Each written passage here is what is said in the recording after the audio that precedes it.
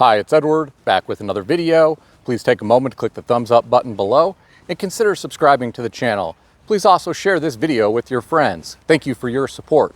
Today, I read several financial news articles. I've included links to the articles in the description below. I encourage you to read the articles to support the authors and news sources. As a private American citizen, I'd like to report and share my transformative thoughts through commentary regarding small sections of these articles that are of public interest. Today, I read an article on foxbusiness.com written by Adam Sabies titled "Hungry Families in Missouri Wait Hours in the Cold for Meals at Overwhelmed Food Giveaway. The Need is Real." According to the author, there was a food giveaway event this week at the SSM Health DePaul Hospital in Bridgeton, Missouri at 9 a.m. Vehicles began lining up at 5 a.m. and they quickly ran out of food after giving meals to over 200 families. The type of food that was distributed included meat, apples, potatoes, snacks, and more. The author referenced Karen Bradshaw, the Regional Director of Community Health with the organization, who said, "The need is real." Well, ladies and gentlemen, I have no doubt the need is real. My heart goes out to all families who are struggling with food insecurity in Missouri and in other states across our great country. I not only worry for these adults, but for their children as well. Growing children need adequate nutrition to develop physically and mentally. It saddens me that some may not get the food that they need. I admire the volunteers that assisted with the food distribution event described in this article, and for all of those who volunteer across the nation. They are providing a wonderful service to those in need. I wish we knew more information about each family that visits food banks. It would be fascinating to know what has resulted in these families becoming food insecure. Are they unemployed? Are they underemployed? Are they struggling due to the inflation that everyone has been dealing with in recent years? Did an injury or sickness result in someone in the family being unable to work? Did a spouse pass away? Did they attend a school that did not offer financial literacy courses? Are they struggling with debt burdens? Did they have to file bankruptcy? I am sure all of their life circumstances are quite different. We could all learn so much from the life experiences of these individuals. As young people, I am sure none of these adults had dreamed about spending their time waiting in line at a food bank. I am sure they thought their life would be quite different than it is today. Just a moment ago, I asked the question, are they struggling with debt burdens? The reason I asked this question is because I looked at all of the photographs included in this article, and I saw some very nice cars, trucks, vans, and SUVs lined up at the food bank. In fact, all of them appeared to be newer and nicer than my 2004 Toyota Camry with nearly 400,000 miles on it. I wonder how many of these people are struggling with food insecurity because they're having to service a debt burden in the form of a large vehicle payment. Understand, I'm not criticizing these people. Many everyday Americans need transportation, and they may live in an area where public transportation is not easily accessible for all of their needs. In the past few years, people who were trying to be sensible and frugal when it came to a vehicle purchase were put in a tough spot because some used vehicles were selling for more than new vehicles. For people who purchased a vehicle recently, many had to take on a loan with a high level of interest because the Federal Reserve raised their Fed funds rate 11 times, which impacted vehicle loan rates. I wonder how many people at this food bank and at others around the country are in a situation where they are now struggling with food insecurity because their apartment rent increased so much in the past few years. In many cases, rent has increased far more than wages have. I also wonder how many of these people had to resume making student loan payments, which impacted their budgets to the extent that food became difficult to afford. Whatever the case may be, it troubles me that the food bank in this story ran out of food quickly, as per the author of this article. This is a disturbing sign of what is happening here in America. If you have a food bank in your area, please tell me about what is happening there. Do you think this Missouri food bank quickly running out of food is an isolated instance, or do you think food insecurity is becoming a real problem here in our great country? Share your thoughts in the comment section below. It's not just people at the Missouri Food Bank that may be struggling. I read an article today on foxbusiness.com written by Nora Colomer titled 12% of retired Americans plan to return to the workforce in 2024 survey. The author of this article referenced a study conducted in November by resumebuilder.com of 500 people ages 62 to 85. According to the author, inflation and rising costs are pushing an increasing number of Americans who have already retired back into the workforce. 12% of Americans said they planned to work again in the new year, with 61% citing rising costs as the reason. 34% said they planned to return to work because they did not prepare adequately for retirement. 34% said they planned to return to work because they did not prepare adequately for retirement. 34% need money to help pay debt, and 34% plan to return to keep busy.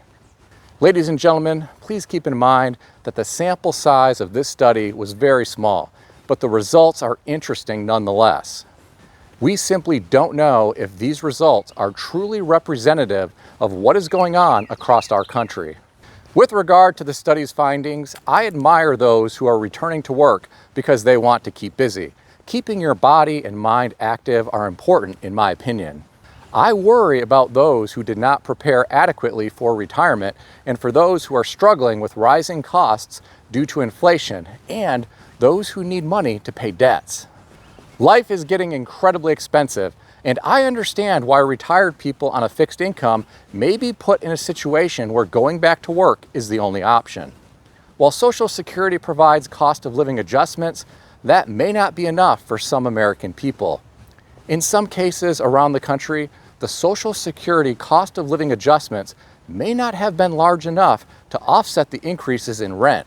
For those who aren't renters and own a home, the Social Security cost of living adjustments may not have been large enough to offset the increases in property insurance.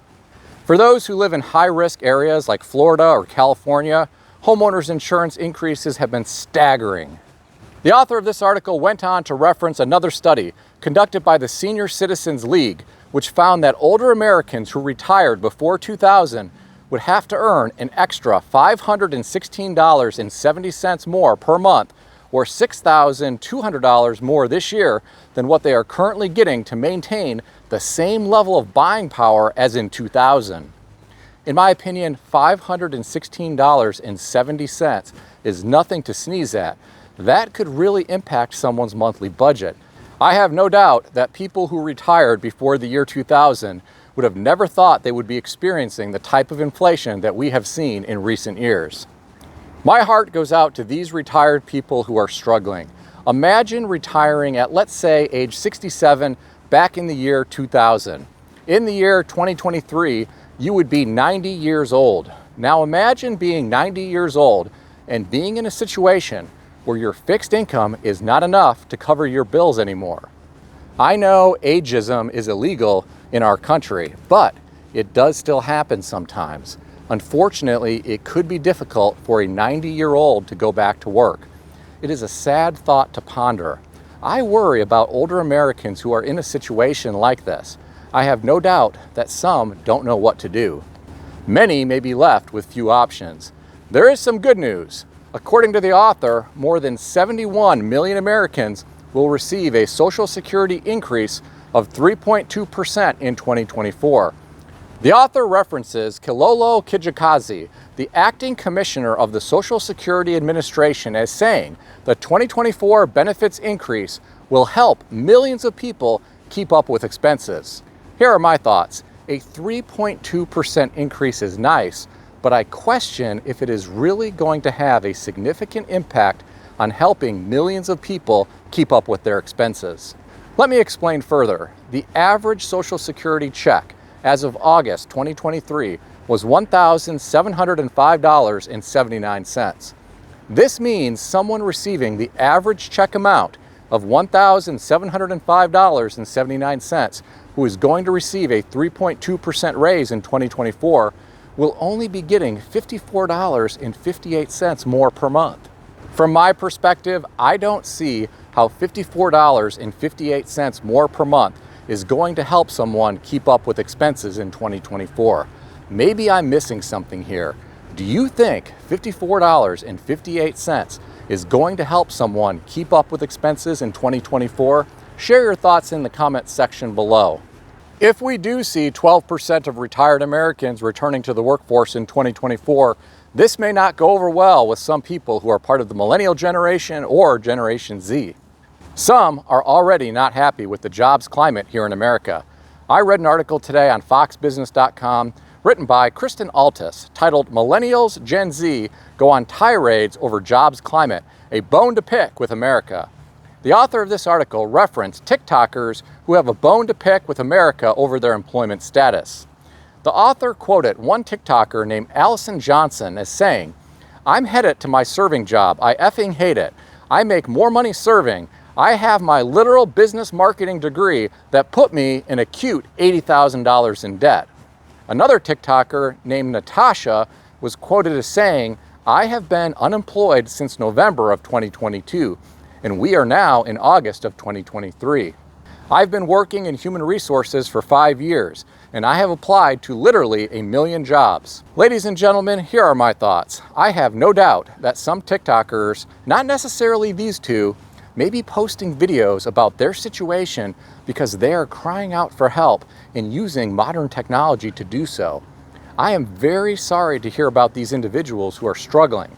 One TikToker feels as though she is underemployed and the other is unemployed. This has to be tough, especially for the woman who has $80,000 in student loan debt. If 12% of retired Americans return to work, this could possibly make getting a new job even more difficult, but certainly not impossible. This is America, the land of opportunity. For those who are struggling to find the right kind of employment, keep your chin up and keep pounding the pavement and keep trying. You may also have to change your resume, change your interview techniques, change the type of thank you letters that you send after interviews, or even change the area of the country where you are looking for employment. Thomas Edison had to change his approach when he was trying to invent a working light bulb. Don't let failure to secure the type of employment that you want get you down. Keep in mind that Thomas Edison failed 2,774 times before he was able to develop a working design for the electric light bulb. He didn't give up, and neither should you. What do you think about this? Share your thoughts in the comment section below. Please keep in mind that everything in this video is for entertainment purposes only, and nothing in this video is financial advice or advice of any kind. If you need advice, seek advice from a qualified professional in good standing who puts your interests first and foremost. If you enjoyed this video, consider subscribing to the channel. Please also consider sharing this video with your friends. I want to extend a special thanks to everyone who has subscribed to this channel. I want to also thank all of my channel members. Check out some of the great books that I suggest you consider reading in the description below. I've included Amazon affiliate links to these books. As an Amazon associate, I earn from qualifying purchases. Stay healthy and wealthy. I'll see everyone in the next video.